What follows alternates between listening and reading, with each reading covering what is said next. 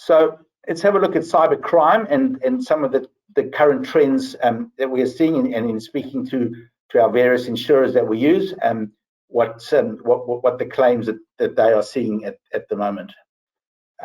We're seeing quite a large increase in the number of cyber threats like extortion, ransomware, as I mentioned, corporate espionage. Corporate espionage really is essentially cyber spying, and they use that attempt to gain access to your network to steal and then ultimately maybe sell secure data or sensitive data. So last year there were over 76,000 cyber crime events reported, which was a 13% increase over the previous year. The actual number will probably be a lot higher than that, because those are only the reported events, obviously.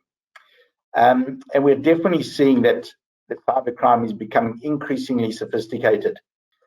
So some of the trends that we're seeing, Log4Shell, for those of you who are technically minded, it's really a piece of software that is in most computers, and it's been identified as being very vulnerable to attack because of a flaw in the system.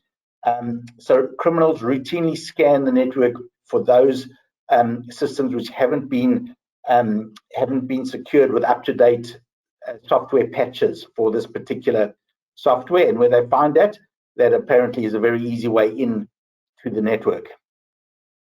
Ransomware has become a very, very hot topic. All insurers are very mindful of it. Some are sublimiting the cover they'll provide for ransomware, which we can discuss a bit later. So in other words, they don't want to provide the full limit. They'll only give a certain limit for ransomware because it's becoming so prevalent, becoming very sophisticated. It's common for businesses to come to work, say on a Monday morning, turn the computer on, and all they see is a black screen saying, "We have kidnapped your files and we demand $50,000 in Bitcoin to get your data back." And there's very little you can do to get away with that, other than if you've got your good backups and to restore your data, or to pay the ransom.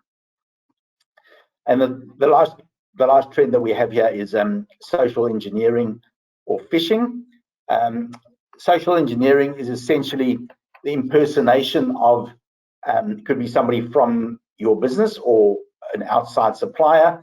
They impersonate that person, and they dupe somebody in the firm into either paying an invoice, a fictitious invoice, changing a bank account, etc. This has become very, very common, and quite sophisticated in their various methods.